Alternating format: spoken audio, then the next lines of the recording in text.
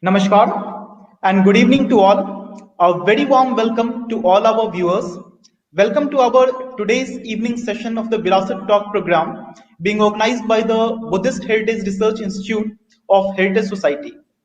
Today, it's our 126th episode of the distinguished lecture series of Heritage Society, which we are running every week. The topic of our today's evening session is the Buddhist take on mathematical modeling, a very important and a relevant topic, and also something unique, which we will be discussing on the philosophy of science and the philosophy of mathematics and the Buddhist consciousness over it. Our today's program is live on Facebook, YouTube, and Twitter of Heritage Society. I request all our viewers and followers to join our program as soon as possible. You may also post comments, feedbacks, queries, and questions in the comment box during the live session in order to discuss with our distinguished speaker of our today's program. Now it is my great honor and privilege to welcome our distinguished and eminent speaker, Shri Aditya Jha ji, who is currently a research scholar at University of Canterbury and in New Zealand.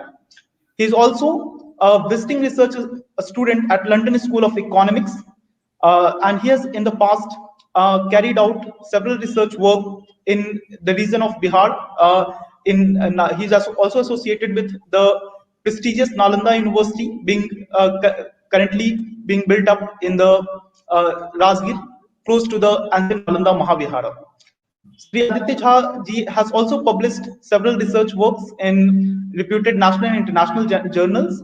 We are really privileged that today with us, Shri Jha has took out time and have joined us today. I welcome you, sir, in our today's program. Today, Shri Aditya Jha ji will be speaking on a Buddhist take on mathematical modeling. Let me very briefly introduce the topic today. The emerging view in the philosophy of science challenges the received view that mathematical models depict the reality the way it is. And a major challenge to this received view comes from the idea that mathematical claims are no more privileged than ordinary linguistic claims when evaluated in the context in which the claims were made. So today's talk will discuss the Buddhist view of dependent designation of linguistic concepts, which has strong parallels with this debate and its implications on how we construct our understanding of today's world. So I will not take much more time, and I will request our today's distinguished speaker, Shri Aditya Jha ji, to kindly begin the session. Thank you all. Thank you very much, Azad ji, for the nice introduction and the opportunity to speak in this lecture. I'll start sharing my screen now so that I can begin the presentation. This is going to be about a 45 minute presentation, and I hope you can see my screen now. Is the screen visible, Azad ji? Is my screen visible to you? I cannot hear you right now.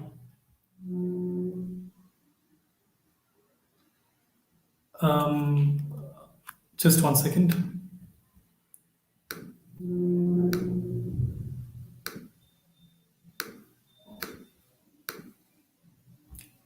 Yes. Is the screen visible now? But I've lost track of your sound. You're not audible right now. Your screen is visible now. We are able to see your screen. Perfect. I'll begin the presentation. You can click on the hide option in the bottom of the screen. Awesome. Perfect. So I'll now begin the presentation. So thank you very much for joining in this presentation. I'll begin right away without wasting a lot of your time. So let's begin with a nice quote by Galileo, who was a major astronomer back in the days. And he has to say that in order to understand the universe, you must know the language in which it is written. And mathematics is a language in which God has written the universe. Now, this is a view that is not just come from the antiquity. A number of discoveries are being made on a regular basis which involve mathematics. And the more number of discoveries that are being made using mathematical models or laws that use mathematics, there's a growing conviction that the universe somehow has mathematical flavor to it. And there are a number of number of views from both sides of the spectrum.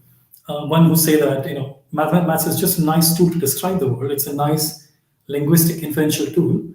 And there's another spectrum of views which says that the reason why we're able to understand things using mathematics and mathematical modeling is because our world is essentially mathematical. Um, so before I begin the presentation, I would give you a nice background of this whole discussion, and then I'll jump into the plan for the talk. And the mathematical background of the discussion is, I can divide this into 4 claims. So let's start with a very weak claim.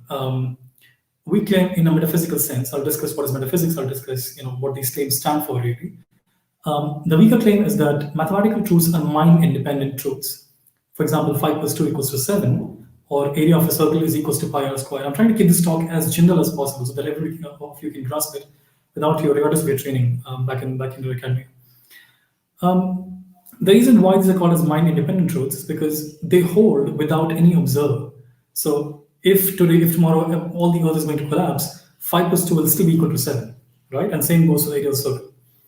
A stronger claim is that mathematics yields mind-independent truths when applied to our world, which means this natural world. So you take the mathematical formalism and you apply it to a world and you say, well, 5 kg plus 2 kg is equals to 7 kg because 5 plus 2 equals to 7. Or any circle found in the world follows a equals to pi r squared. Obviously, there are no perfect circles in the world, but then if you have to look at a circle, even approximately, you will see that this claim will stand true, given this mathematical formalism. Claim 3, which is a weaker claim, now weaker in terms of its metaphysical baggage, or its baggage to convey the ultimate truth. So claim 3 is the mathematical models that are constructed using these. I'll discuss an ideal gas model in the presentation. And the ideal gas model says that the pressure of a gas P and the volume of a gas V is equals to nRT. N and R are constants, which are dependent on the gas to an extent, and T is the gas's temperature. So this ideal gas law, in a nutshell, says that a gas's pressure and volume can be correlated with the gas's temperature. And this claim seems to work in most gases that you see in the world, even though there's no ideal gas that you would discover in the world. Now we'll discuss more on that briefly. Claim 4 is a stronger claim. This is a very strong claim, and this gives you the mathematically loaded metaphysics, or the mathematically loaded view of the ultimate reality, is that mathematical models reveal the fabric of our world. So PV equals to nRT is not just true, in a certain context. It's true independently of the observer, whether you exist or not exist. Any gas that exists in the world is going to behave in a certain way, and it's mind independent because it's revealing how the world actually functions. What do the Buddhists have to say about this? They make 4 claims, and each of these claims follow one another, like corollary. Claim 1 is that reality is observer dependent. They don't claim that you can claim mind independent truths. And the reason for that is that because an observer, in claim 1, cannot grasp conventional reality. I'll discuss what is conventional reality briefly afterwards. Any observer cannot grasp conventional reality other than by the use of fabricated concepts. I'll also discuss why these concepts are fabricated. Claim 2 is that this follows on claim 1. Since the concept and the observer stand in an interdependent relation, the reality as observed is empty of any independent existence. Right? We'll see an example, and it'll become absolutely clear as to what this we're talking about. And claim 3 says that since reality is observer dependent, there cannot be mind independent truths. Right? So they hold a view that even though you're modeling something, using a very sophisticated language, all these linguistic tools, mathematical tools, even though there was no mathematics back in their time that we see today, at least in the same version, they would still hold a view against any conceptual enterprise, right? Any linguistic enterprise, that you cannot have a mind-independent truth, because the truth is dependent. Therefore, it says that, therefore, any linguistic or conceptual enterprise is inadequate to understand or know the world in a mind-independent sense. So this is the crucial point. So here's the plan for the talk. In part 1, I'll sketch the position of Buddhists briefly, which gives rise to this kind of position. Then I'll sketch a parallel view from philosophy of mathematics, which claims that Buddhists could be wrong because of the success of mathematics and the way it describes the world. And then I'll compare and summarize the views from part 1. In part two, I'm going to sketch a classical debate in Buddhist philosophy, which is a Nyaya Buddhist classical debate, um, which is the debate about what is the true means of attaining knowledge, right knowledge, metaphysical knowledge. And I'll sketch a position from structural realism in mathematics or philosophy of science, where we think that we've discovered real patterns in the world using science and scientific modeling. And then I'll compare and summarize both of these parts. And my view, the point I'm going to argue for in this presentation is that mathematical models are not privileged in a mind-independent sense, despite their immense contribution to our understanding of the natural world. And the reason for this is because they're not immune to linguistic designations and they conceal the truth. So to become clear, a few points before I begin the talk. I'll try to keep things as general as possible. You might see some equations, you might see some figures that you might not understand, but then if you get the larger picture behind the system or the point or the philosophy, it'll be fine for a presentation purposes. So this talk is meant for a general audience. Let's begin with part one, the linguistic enterprise. So what is the Buddhist view of metaphysics, and what is metaphysics essentially? So metaphysics is an understanding of the ultimate reality, a reality that goes beyond words and concepts and our ideas of how we see the world. So Buddhists hold this middle way, which starts from dependent origination, which is the view that nothing in the world is really independently existent. For example, you can talk about a chariot, and you could say that the chariot is not really independent and is not really an entity, because the chariot consists of the cartwheels, the horse, the rider, and all the other parts of the chariot. And you take any one of them out, and the chariot falls apart. Right? It's not a chariot anymore. And then you would say, well, the wood from which the cartwheels are made, are also dependent in a certain way. The wood was made because of sun, water, and soil. Right? Soil comes from geographical processes. So you can take this change forward as long as possible, and you could say that nothing in the world really is independently originated. So everything in the world is dependent on something else for its origination. This view of dependent origination leads to, I'm trying to issue some Sanskrit and Pali terms here because that might just make things more complicated. And this view gives rise to a dependent designation, which is the view that, and because things are not independent, our language makes them look as if they're independent. So we talk of a chariot, we talk of the sun, we talk of the wood, the soil, as if they're independent, but then really they're not independent. So what you're trying to do with your language, you're trying to designate these things linguistically using a conceptual apparatus, even though these things are not independent in a certain metaphysical way. And these two things give rise to the position of emptiness, which is a classic Buddhist Mahayana. So therefore, nothing really has an essence, has a self, or has an independent existence, even though we might think that the chariot or the cloud or the wheel or the sun has an independent existence. And this view is called the middle way in Buddhist philosophy, because it does not deny that anything exists, and it does not also deny that things exist independently in a metaphysical way.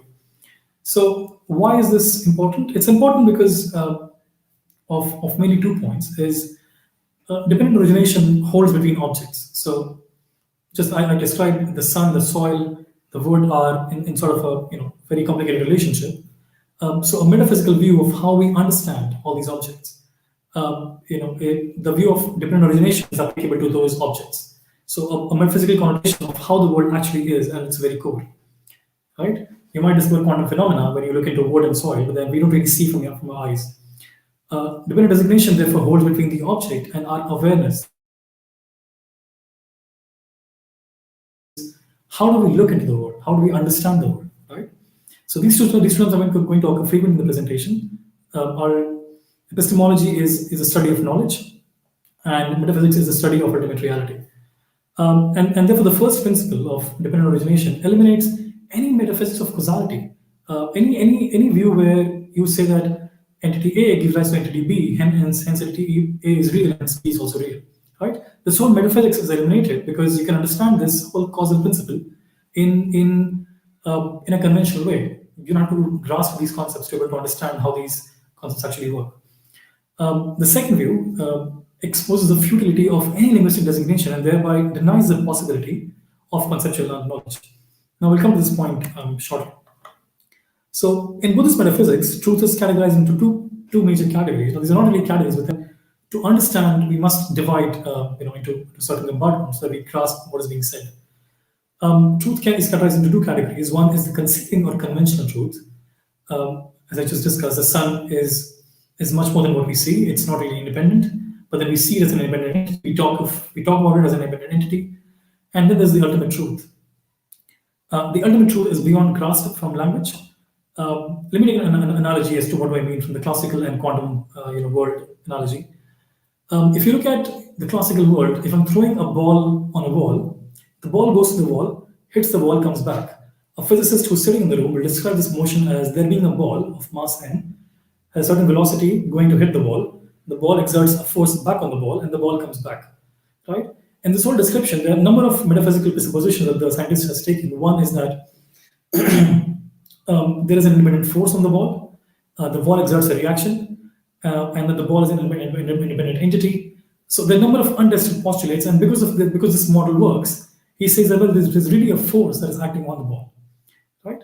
But then Buddhists would say that any such propositions endorsed at the conventional level need not be taken as being metaphysically true. And why? So let's see the analogy of the quantum world. If you explain the same thing in the quantum world, I'll keep it as simple as possible. In the quantum world, you don't have a ball, right? You don't have a ball. You don't have any force. What you have is just a nice quantum field that is vibrating in its own right, and you can imagine river ripples that just move on their own, like fluid fields.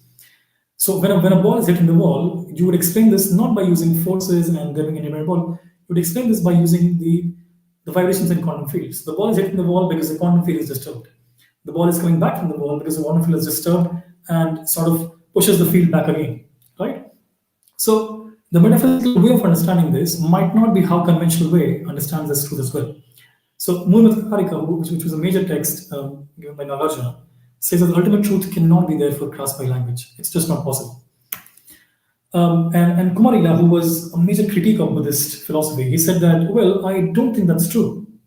And if something, say the causal law, which like the ball going on the wall, the ball exerting a reaction, is held to be true at the conventional or conceiving level, it can mean either the causal law is actually unreal, that there's no real force on the ball, there's no reaction from the wall, or that the causal law conceives the actual state of affairs. That is the ultimate truth, like quantum mechanics or quantum fields, that there are only quantum fields and there's no actual force. And force is just a nice fiction to understand the world. Therefore, Kumarila says that if A is the cause of B, A must be conventionally understood and not in the ultimate sense of the term. Right? Now, why is all this relevant for mathematical modeling and mathematical metaphysics, and how does all this tie into this account? And here's a brief picture of mathematical realism, which is the view that maths is really out there and real, given how it functions. And a prominent view is the view of reductionism, which says that once you have found a nice pattern, mathematical pattern that describes the world, you can pretty much just keep digging into the pattern all the way down, and you would find more and more patterns that are equally real. So once you build a nice mathematical model of something, once you reduce something to just its mathematical model, you can discover more and more about the world with those patterns. And hence, these patterns are called structures, hence the position is called as structuralism. And these are real patterns. And because we see these patterns more and more in philosophy, in scientific modeling and physics, chemistry, biology, any science you take, anthropology, maths is being used increasingly in all these areas. Sensible to doing science, to how we do science, maths must be true. Maths must be out there, and we must discover maths using these patterns. Right? I'll discuss an example of space-time curves and gravity later in the presentation. It's a very simple analogy. But then, what's important to understand is that you could make all these claims, but then if you look at the way mathematical patterns are studied, the way mathematical models are actually built, you would see these claims are not true. And why am I saying this? So let's understand a mathematical model and how it's actually made in layman terms. So we can appreciate what is being said by the mathematical realists, and we can appreciate what is being said by the Buddhists. So a model is a representation of a target system. If you have a real gas, so you're sitting in a room right now, the room is filled with gas, you just don't see it. If I turn on the fan right now, you will see the gas in motion. So when you make a mathematical model of something, you're trying to represent something very, very complicated, a target system, such as a real gas, into something very, very simple, such as an ideal gas. Now, you idealize things that you don't understand. For example, the real gas just by itself is very hard to study. Nobody has made a model of a real gas. We can make a model of a gas only when we can reduce it to something much more simpler that we can capture into a mathematical apparatus. So to be able to do so, we take a number of assumptions when we're building a mathematical model. For example, a real gas is extremely complicated. So what do? We assume that all the gas molecules that are there in the room that you're sitting in are absolutely identical to each other, which is not the case. This is just not true. We also assume the molecules take up no space in the container or in the room, which is also not true. Molecules take a lot of space. It's just that it's not obvious from the way they sort of behave in the container or the room. The assumption behind the ideal gas model is also that all these velocities of these gas particles are independent from each other, in that no other particle of gas can sort of interact with another and exert a force and change its velocity, which is a major structure distorting assumption. And we'll see why these things are a problem for mathematical realists, and therefore a brownie point for Buddhist metaphysicians. And then a number of other assumptions. I can keep going on, but the point is that you're trying to reduce something very, very complicated to make a prediction that is workable and that is functional to understand the world. So you capture this behavior of a very complicated real gas to an ideal gas, and you make this nice model PV equals to nRT, which then you contrast with the real gas behavior, and you see how it's true. To see why, then you might ask, okay, why is that the case that predictions made in this way are actually true? If we have already distorted the system in a significant way, if we have already lied so much about the system, why is this claim still true? So take an analogy of somebody going to a wedding party, and there's a wedding planner who's trying to figure out amount of food that needs to be cooked for the guests. There are a number of ways you can do this. You can either simplify the whole guest list, and you can say, well, each guest is homogeneous, he's the same, and each guest is going to consume about 300 grams of food, and therefore there are 1,000 guests, hence you cook this much amount of food. This is a very simple way of doing it. You're dissolving all the structure that is there in the actual phenomena, and you're just talking about things very statistically in a very idealized way. You could make this a richer model, and you could say, well, I'm trying to guess the profile of everybody who's coming to the wedding. If he has a very high consumption, if he is on diet, his food preferences and things like that, and then you can make a more accurate model which captures the consumption pattern in the wedding. Or you could also make a model that is much more sophisticated. For example, you could talk to every single person that's coming to the wedding, and you can ask about their consumption pattern in the last 5 years. And based on that, you would say that, well, on this day, on this time of the month, you're going to consume this much food, right? So that's another way of dealing with this problem. But then, when all the guests come to the wedding, you would see that every guest is influenced by somebody else, right? So if somebody's on a diet and he's chatting to you, you might not eat the same amount of food that you would eat sitting alone. Or if you might see somebody eating something else, you then be tempted. Oh, that looks very nice. I should eat that as well. So that the whole social incitement that happens in a wedding, where you see somebody eating or not eating, changes the whole dynamic of food consumption. So even though the system is very, very complicated, you can reduce it to something much simpler, and you can still talk about it, even though your model is not describing the actual system. It's really true in any kind of setting. You're going to a wedding, to a birthday party, you're going to a street festival and things like that, right? It's not specific.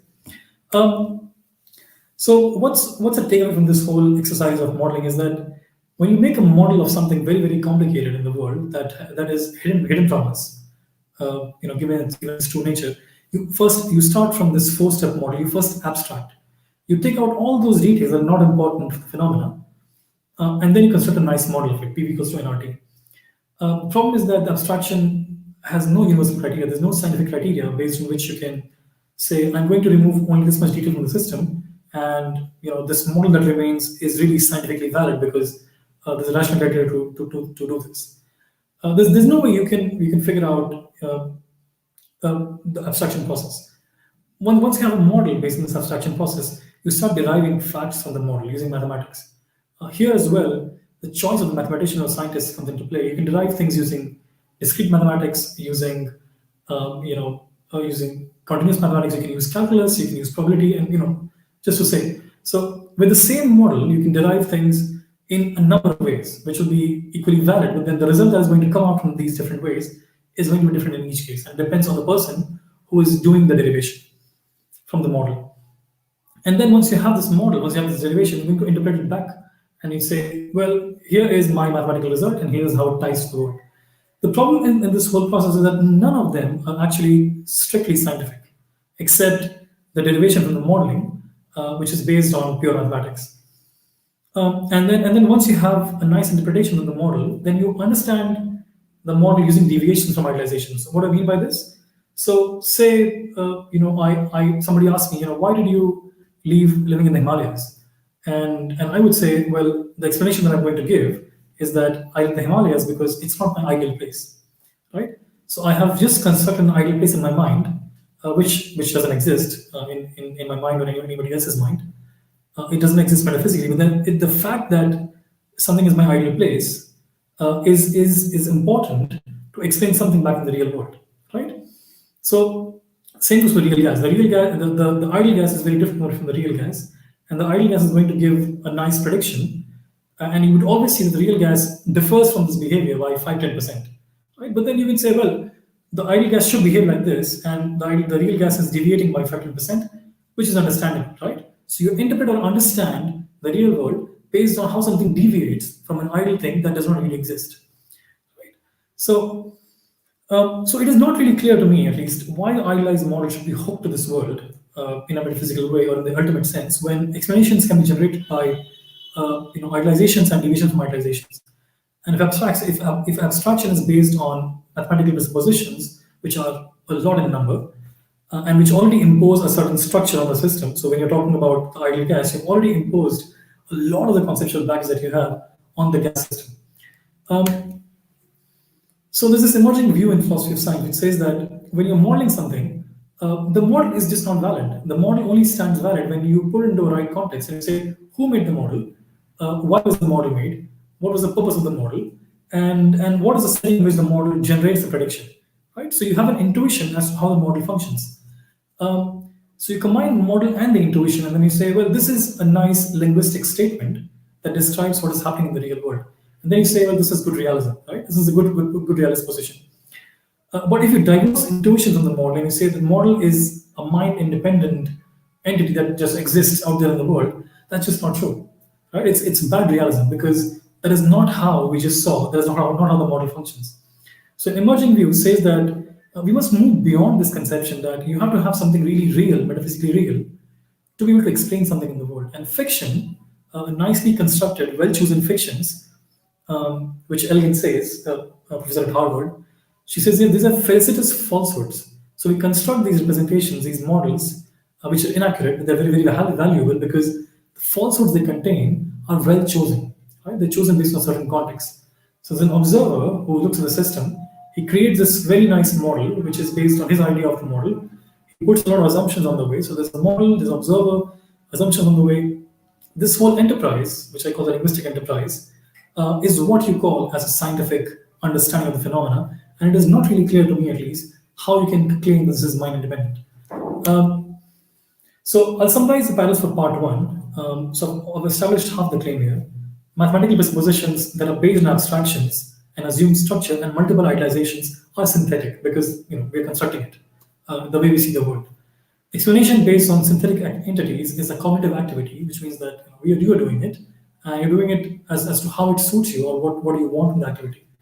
Because it involves representing and reasoning about nature with well-chosen linguistic representations, and it does not seem to be privileged in a mind-independent way. Why should you think it that way? Why should you think that the model is ultimately real when it's built in a very obscure and a very subjective way? The metaphysical conception of explanation, therefore, does not respect our linguistic practices. This is by Bukolich. And she says that when you say that science yields out metaphysical truths all the time, you're not really respecting as to how we are generating all these explanations from sciences. And therefore, such representations, in my view, are also dependently designated, as we just saw earlier in the presentation. That is, we are using concepts and words and their meanings to designate this whole linguistic enterprise. And therefore, this enterprise is empty of an independent existence because you need an observer, you need somebody who's doing the modeling to be able to make these claims. Right? So I've established half the claim. I'll move to part two of the presentation where you'll see the whole picture. And I'll also include a few models that are very important in science today, models of gravity. So the point for part two is that you can make all these models, but then they don't really reveal what they're supposed to reveal, right? All these models conceal a lot of what is happening in the actual world. Um, and a major debate that is relevant to this whole phenomena is Nyaya and Buddhist debate, which is a classical debate that goes back to first second century BC. And I'm sitting in the seat of that debate. I'm sitting in Nalanda in Nagarjuna hostel, right in my friend's Azad's room. So very fortunate to be here. Um, so seat of this debate, and the debate comes from begins from Gautama, who claimed that there's pramana theory based on his understanding of the philosophy back in the days, and Gautama says that Nyaya philosophy can give an epistemological account, which means it can give the right approach to look into true knowledge as to how we can know the truth, what is really there, what is metaphysically true. And Nyaya foundationalism says that one has correct cognition or prama on the basis of a correct pramana proof. So if you have the right proof to establish something, you can make a claim, and then the claim establishes the proof back, right? I'll discuss why. I'll discuss the whole context in much more detail.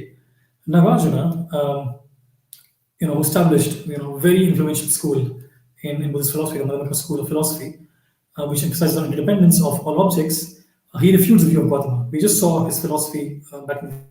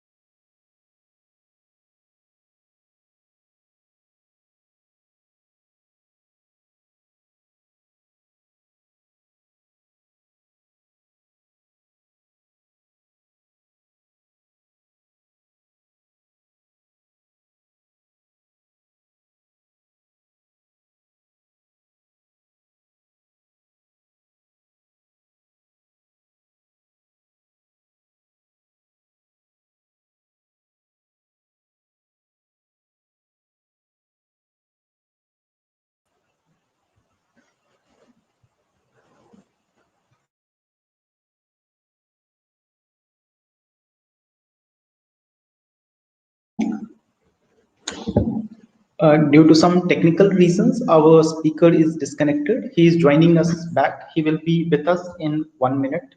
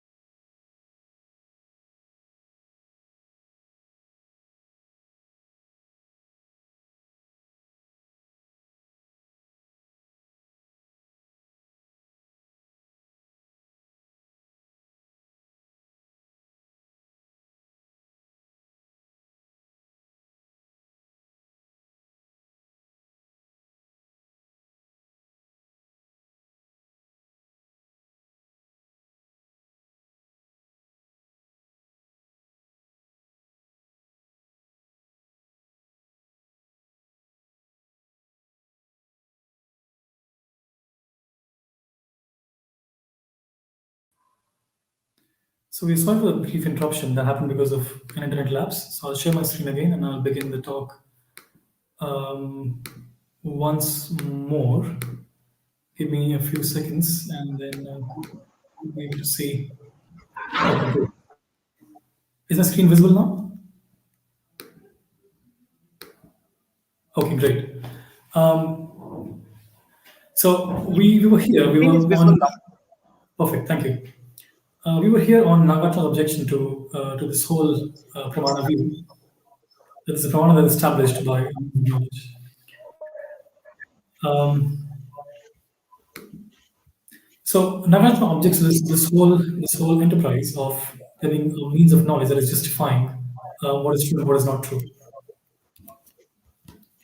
So he says that the three possibilities of how this can happen: either there's a pramana, perception that is deriving its justification from other pramanas. For example, perception could be justified using inference, using logic.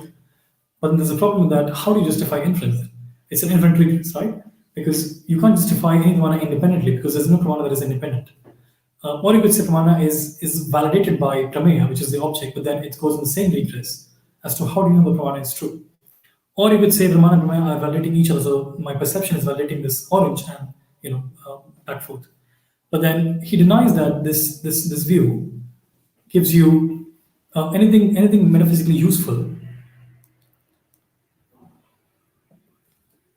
I think that is metaphysically useful because he says that this is just not true. Uh, true truth outrun justification in this case for the reason that you don't know how do you establish something metaphysically because there's no independent ground to establish the pramana, and and you can drop your metaphysics. You can drop that. You can say it's conventionally true, or you can drop your epistemology, which means to say that I don't know if it's true, but then it just seems to work somehow. Uh, how does all this relate to mathematical realism? To go in the same line of debate. So the structural realism view is that models should be considered ultimately real because the structure, the patterns in the model is all there is to reality. Littman and Ross are saying this. And any metaphysical view can be naturalized this way because models are a nice way to look into the world, right? Models are a flashlight. It's like a torch that you're holding in your hand. And you go looking into the world for something useful, you find something useful, you say, I've made a prediction, and hence the prediction that is made using your model validates the model back, right? So this establishes mathematical realism. The same way you saw in this slide how a pramana or a proof establishes an object. Right? In this case, the model, which is my proof, or my understanding of why something is true, is based on prediction. Prediction is my object in the real world, and this validates the model, which is the view of mathematical realism. Um, Now, I'll discuss this very briefly because you might not be specialists, you might not be aware of these developments, but then just for a general audience, I'll make a case for concealing representations as to why there could be patterns that give out correct predictions, but that might not shell out metaphysical truths, that might not be true in a mind-independent sense. So, this debate goes back to 18th, 17th century when Newton discovered gravity, and gravity is a force that attracts something towards each other. So, for example, that if there are two masses, mass 1 and mass 2, these masses attract each other with a certain force. And Newton discovered a way in which you can describe the force in completely mathematical terms. And he said that any force proportional to the object's masses and its inversely proportional to the radius or the distance between them. So Newton's view came from this idea that you can think about the world in a very simple, you can reduce the world to a very simple system where you only have 2-point masses and you only see the interaction between these 2-point masses, and then you pretty much have metaphysics, which means that you have discovered a gravitational force that tells you how gravity functions. And this view was taken very well until 20th century when we discovered that this is not true. And even though we know this is not strictly true, that Newton's gravitational view is false, there's no gravitational force that really exists there in the world, and Einstein showed that there's no such force, we still use this model to make predictions for our world. We still use the model to send satellites into space. We still use the model to throw objects into orbits. And it works. It works because it gives out very correct predictions. Einstein showed this view is not true because he said that, well, there's no gravitational force, one. There's only space and time, and then if you can imagine a bed sheet on which you're putting a piece of mass, and the piece of mass bends the bed sheet. Right? When you put the mass on the bed sheet just bends down. So he says space and gravity function just like that, right? He gave a very elaborate equation. I'm not going to go into the details of this equation, but just to give you a nice idea, the left-hand side terms, give out the space configuration, which means the curvature of the space. The right-hand side terms talk about the energy in the space, the mass in the space. So this equation correlates mass and energy. And if you look at this equation, there was no such term here, right? It was based on a very different metaphysics, which still worked. So in Einsteinian view, you understand the world, the gravitation in a way where matter tells space how to curve, and space tells matter how to move, right? There are no point masses here, there are no gravitational forces here, which brings me to what was concealed in both these representations, despite them working so successfully. So in the case of Newton gravity, what was concealed is that he assumed that space could be considered flat. So it's completely, there's no bending in the space. And I'm just putting a very nice informal, it's called Euclidean non-Euclidean space. I'm just putting a nice informal term for that. He assumed there are only point masses, and there are only 2 point masses. And no matter how big the mass is, if it's a planet, if it's a nice stone, if it's on the Earth, somewhere else in the universe, it doesn't matter. Only point masses will give out the gravitational force equation. And most importantly, there exists a gravitational force, right? Newtonian metaphysics, or his view of reality. Einstein showed this is incorrect, and and what Newton thought of an apple falling from on his head from a tree, he thought there was gravitational force that was putting the apple on the earth. Einstein showed this is not correct, and he showed an apple falls to the earth not because there's a gravitational force, but because the space and time is curved in a way that just rolls apple along the sleeve, right? So he says that the space time and it's homogeneous in all direction. This is an assumption to be able to make this statement. And he doesn't treat things as point masses. He thinks that mass and energy are very, very important. So if it's a big planet, it's going to bend space furthermore. So if you have a huge spreadsheet, and if you have all these big masses, any big mass is going to bend the space more, and any small mass is going to bend the space less, right? And all other assumptions. So a concealed model, which consists of a number of idealizing assumptions, if it can make predictions, there is no reason why we should be mathematical realists about that model, or why we should commit to it in a metaphysical sense, or that the model is giving us something that is really out there in the world. It's metaphysically true. Even Einstein's gravitational picture is being challenged today when it comes to black holes. I'll not know the details of that, but then it's also being challenged, based on how it can be conciled with our theories of conservation of energy. Because in Einstein's view, there's no energy, there's no gravitational energy. It can't be conciled with a quantum view of gravity, things like that. But then let's skip all that anyway. What's important to understand is that both these models work. They give out nice predictions, and yet they're not true. Right? That's interesting. Yet they're not true because they conceal so much by abstractions and just by these idealizations. So summarizing part two and part one, Westerhoff, who is a prominent Buddhist scholar, Madhyamaka scholar in Oxford, he says that there can be no such thing as a theory describing how things really are, independent of our interests, which is a scientist or the mathematical modeler, and conceptual resources employed in describing it. Imagine, look at the ideal gas model that we just spoke about. So all one is left with is conventional truth, right? The truth which consists in agreement with commonly accepted practices and conventions. So scientists say that it's fine to construct an idealized model.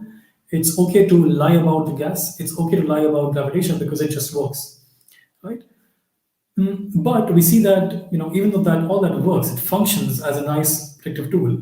Mathematical realism is subject to Nagarjuna's charge of circularity, because the model that you have and the prediction that you have, the model cannot be used, or the predictions cannot be used to validate any of those. Right? The predictions can be validated in an independent sense, but the prediction does not validate the model. Right? It doesn't work that way. And even if we condone those charges of circularity, we say that that's a very he's being harsh on mathematical modelers. We must still agree with Kumar Ila that whom we discussed in the presentation previously, that conventional causal representations, like in the case of an ideal gas, can be concealing, or in the case of gravitation, concealing.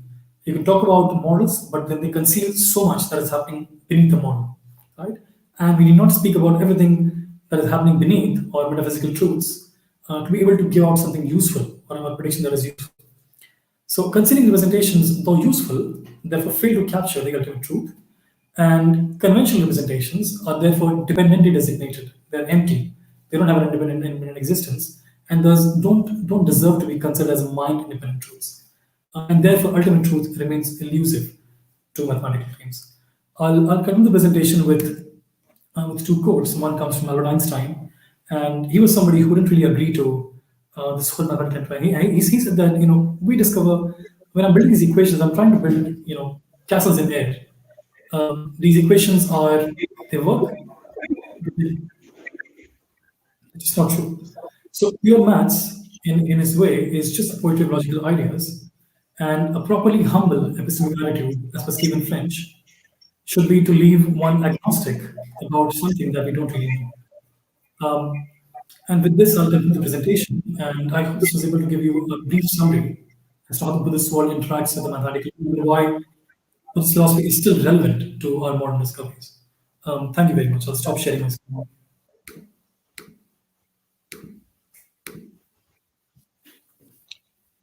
Thank you, Aditya ji.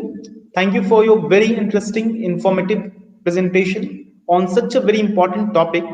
I think very few researches are being carried on out on such a elaborate take on the integrating both mathematical modeling with the Buddhist ideas of uh, the world. So we are also receiving frequent questions now from our audience. I invite questions from all our participants and our followers. Uh, uh, if they have any question, they can put in the comment box in order to discuss with our distinguished speaker today. Uh, so if Aditya ji allow me, then we have few questions coming from our audience. We can take some of them. There is one question, query from Swarajit Ghosh. He is asking, can you please tell us a bit more about how the so-called perceived ideal is different from the reality? What is the Buddhist take on this difference? Thank you for the question, Surajit, and thank you for giving the question, Mr. Azad. The perceived ideal representation is essentially when you are destroying when you're disrupting something to explain it. For example, when you're distorting a model or a real system to construct a very nice and simple model. So what's happening in the process is that something that is very very rich is completely dismantled, and in that place you have something that is very very austere, something that is very very unappealing in metaphysical terms, and yet that seems to function somehow. So that's something which you call as perceived ideal model, and it's still able to give us information for the reason that you don't have to have all the details in order to talk about a system. I can talk about I can talk about the food consumption in my wedding, despite not knowing any of my guests, right? I could arrive at a very brief estimate of my wedding consumption just by a very simple statistical formula which has no relation with what's going to happen in the wedding, right? So in this way, an idealized system differs from actual system, and Buddhists would think that any designation that we use that we employ using concepts sort of harbingers upon this account where a concept can stick onto the world despite picking out all the important metaphysical details, right? So I hope this answers the question. Thank you, Aditya ji. There is still another query from Shasi ji. She is asking, uh, you use the term deviation from linguistic or mathematical structures in the process of explaining why models don't yield predictable results. That is ideal versus real. If you would like to comment something. Yeah, sure. Thank you for the question, Shashi. So again, I'll take the wedding example. You can estimate the wedding food consumption using a very simple statistical formula. 1,000 guests, each guest is going to eat only 200 grams of food. Or you can, and that's going to give you, only a sort of a rough estimate of what's gonna be the final consumption of the wedding. Or you could have, an elaborate sort of, statistical modeling employed to, take into account everybody's consumption pattern. If he's on a diet, how much does he eat on a daily basis? What's his food preference? Things like that, right? So a deviation comes from an actual prediction because we neglect a lot of factors that go in the actual model. Okay? So this whole deviation enterprise, can be used to talk about predictions as something being approximately true. But then it's important to understand that these deviations also give us reasons not to believe in the model completely. Right? And the more fine-grained a model is, the more close the prediction we do actual world results. So that's between the ideal and the real model. Thank you, Aditya ji. There is one more query from Sasi ji. She is asking, is mind independent truth another way to say we have no means to predict future? That we don't have all the factors and cause to predict an effect? I would think it's just the opposite. So if all the truths are mind independent, imagine there's a world in which only mind independent truth exists, and there's a nice formula that can connect all these truths. So if you have a nice formula that connects all these truths in an exotic world, uh, you can pretty much study those truths as an observer, as a detached observer, and you can predict everything that's going to happen in the world. Right? So prediction has no bearing on whether the world is mind independent or mind dependent. If you take a mind dependent system like the ideal gas, you can still use the ideal gas model to talk about, you can give out predictions about the real world. So it doesn't really matter as to how the observer stands in relation, and I think that's a very important point. It doesn't really matter as to how the observer stands in relation to the actual world or to any perceived world to be able to make a prediction about the world, which is why mathematical models actually work. You don't have to be glued to the world. You don't have to be having, some heavenly position to understand the world, right? What works works. As Clement said, shut up and calculate. So if that works, just calculate, right? Thank you, Aditya ji. If you allow me, I have a small query, taking the question a little forward. So, in history, in historical studies, when we practice history, when we study history, we have so many variables to look out when we carry out some kind of research. So we have time as one of the variable, we have a space as another variable, we have several other variables that is considered when we practice history. So how mathematical models are something which is in fact itself a system, and whenever a question is posed on a system, there is always the system that gives out a result, certain kind of answer. So and that is something how predictions are being made based on mathematical modelings and system. However, it doesn't work on in history, because history is not to predict the future, it is something about studying the past. So this is what John Lewis Gaddis speaks about also in his article, in his paper. I want to know how much there is possibility, or what is the scope in history or historical studies that a mathematical modeling can be applied to study the history itself. I mean, there are always independent variables which can never, which is always based on assumptions, and there are number of variables which can never be put into consideration. So, what is the scope of mathematical application of mathematical modeling in historical studies? That's a great question. Thank you for the question. We can understand this in two different ways. One is to understand, chaotic versus non-chaotic systems. Now, chaotic systems are the ones in which even a small change in a variable, in any variable, so if I'm changing time from 5 to 6 seconds, or time from 5 to 5.5 seconds, that's going to change the result in a mind-blowing way. So you'll be surprised. You'll be like, oh, I've just changed it by 0.5 seconds. How's the result so different? And then there are non-chaotic systems where even if you vary the time by 50 seconds, 5 minutes, 10 minutes, it doesn't really matter, right? So areas in which the different systems come into play, history could be one of them, where non-chaotic systems could be important. For example, if I'm trying to study the movement of grains along the Silk Route, I don't have to know, exactly when the grain was transported, right? So that's one consideration. What's important for me is to understand, who transported the grain, what was his socio-political leaning, how much money he was making from the trade, who were involved in the whole trade enterprise, was there an invasion, that disrupted the trade network, where the trade network was linked to, was it linked to Mesopotamia, was it linked to Greece? So in such systems, minor variables don't play a major role. So I think mathematics does play an important role in these kind of systems. And in fact, it's sprawling. It's a sprawling enterprise. It has entered economics long back. It has entered a bit of archaeology. I would know people who are doing mass mobilizations, mass crowd behavior studies using mathematics. So I do think there's a scope of using mathematics in non-chaotic systems like history. But then obviously not all events are non-chaotic. So if a historical event was very sensitive, for example, if somebody disrupted one trade, and the emperor got angry by the trade disruption, he would go and attack somebody else's empire, and then the whole story would just shift.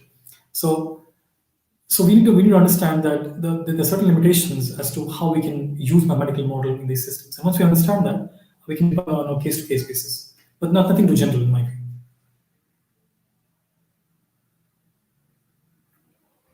We lost your voice, Azaji. Thank you, Aditya ji. Uh, we have one more query from another participant. Uh, R. Kranti Sagar is asking how unreal spiritual delusion be deferred mathematically to prove the delusions. Um, I'm not very clear as to what is the question because I can interpret it in a number of ways. How unreal spiritual delusion be deferred be deferred mathematically to prove the delusion. So probably he's asking how we can distinguish delusions from reality. Um, so what's important to see is that there's a difference between delusion and an abstraction. I could talk about this orange being one orange. I can designate this as one, and that's not delusion. I can say this has a weight of 300 grams. That's not delusion. But then to be saying these things, to be saying these mathematical statements about the orange, I'm not deluded. Even though I'm not giving the full story of the orange. This orange could be a quantum orange. Who knows? Right? It's very sophisticated. There are a lot of biological processes happening inside the orange that no scientist has ever studied in the past, right? So, to be able to make smaller claims, to be able to make more abstract claims about entity, is not to be deluded about the entity. It's to make a claim about the entity that is false.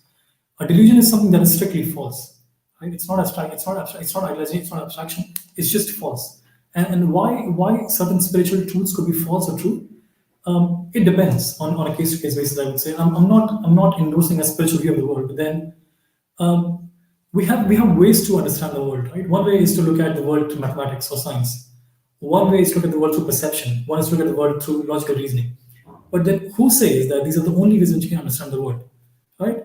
You are running this entire body, this entire mind, without using any mathematics. Even though somebody who's studying this body right now using biology is doing thousands of calculations in his lab in supercomputer, and yet he cannot figure out how much blood is circulating at a certain point of time, right? So your body is a very complicated mechanism that is governing all this fantastic physical biological processes in a fraction of a second, right? How is it happening? You never know. Do you even know this? You don't know this, and yet you're still doing this.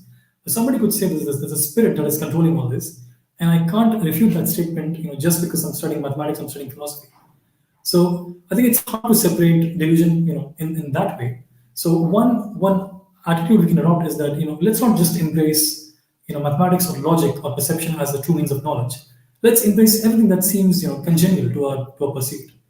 So let's not leave aside spirituality. Let's use it when you think it's important, when you think it's applicable, and which shouldn't be delusion every single time. So I hope this answers the question.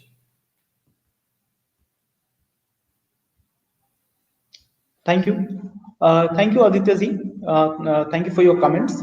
I think we don't have any more question, but if you allow me, I to just make a little more on the previous question.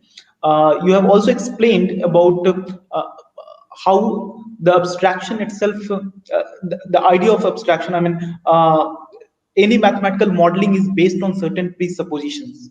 Uh, and you have also discussed about how it is based on the linguistic presuppositions.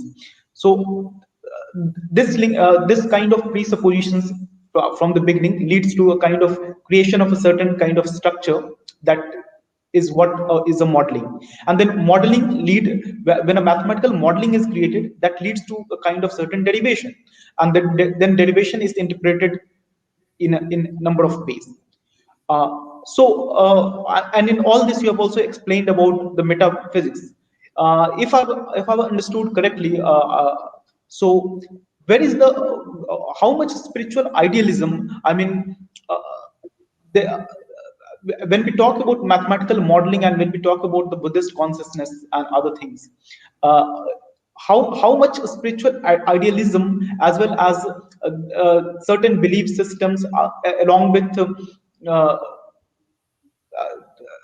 the thought process itself that begins from the mind, how much those can be accommodated in all these ideas to describe about the evolution of the ideas itself. Great. That's also a great question. So, I mean, the way I look at this is that I'm not authority on, this area. And I'll try to make my points still. We can understand the world in two ways. One is to fragment the world bit by bit and to analyze it, by a number of connections. So I say there's A, there's B, there's C, there's D, and there's go to the logical chain. So I can explain something using a very nice, logical, fragmented, analytical way, or I could explain something, by sitting here, closing my eyes, and experiencing it within myself. Uh, this is another way of looking at things, where you're not fragmenting the reality, but you're actually, perceiving it from an internal eye. Whatever that means, from a spiritual eye. Whatever that implies. So these two ways of looking at the world are what I call science, which is the logical way of doing things, and religion is the other way of doing things, where you are integrating everything at once and trying to experience the world, at a given place, at a given moment, at the same time. God is enlightenment. The story goes, he realized every single truth in the world at the same time, in the same instant. There was no division, there was no fragmentation. And when there was no fragmentation, there was no scope for thought, of any analysis. And in fact, and therefore, his claim is that any analysis is going to eschew, what's the fuller picture. Something which Jainas also claim is they claim an anekantvada, right? You're trying to look at the orange, and you can look at it from this perspective, that perspective, that perspective. There are infinite points of view, but to be able to see the absolute point of view, if there is one, Buddhists would say that you must adopt, an all-embracing, position where you experience things and you understand things in a non-conceptual way, where you transcend the boundaries of logic and fragmentation and analysis. And only when you grasp the whole truth holistically, you can see what the nature of the world is, which is why Buddhists, ditch any conceptual reasoning, any conceptual enterprise, and which is why they support a spiritual endeavor. So I hope this answers the question. I'm not really sure as to how this ties in but still. Yeah, I got it. So thank you so much, Aditya ji. I think we don't have any more questions. So now we are moving towards the end of our today's evening session. Let me, at the end of this session, convey my vote of thanks to everyone present in our today's evening talk. First of all, I express my profound gratitude to our distinguished and eminent speaker, Shri Aditya Jha ji, for joining us today. Thank you, Aditya ji, for taking out time and joining us in our today's evening session, interacting with our participants and followers joining us from different parts of the world. Thank you so much, Aditya ji, for joining us today. I'm also very thankful to all our followers, our Virasat Mitras, our distinguished audience, and I'm also thankful to our Dr. Anantashutosh Dwivedi, sir, for inviting distinguished speakers and organizing this weekly lecture series. I'm also thankful to all the staff and officers of Heritage Society for continuously organizing this talk series. At the end, I'm also extremely thankful to our beloved audience. It's because of their endeavors, it's because of their continuous support and encouragement that this academic endeavor is being organized every week. So stay tuned with Heritage Society. We will have many more lectures, such lectures in the coming weeks. Thank you all. Thank you once again, Aditya ji, for joining us. Have a great Thank day. you very much. It was a pleasure being here and giving this talk, sitting in Nanda. Thank you very much.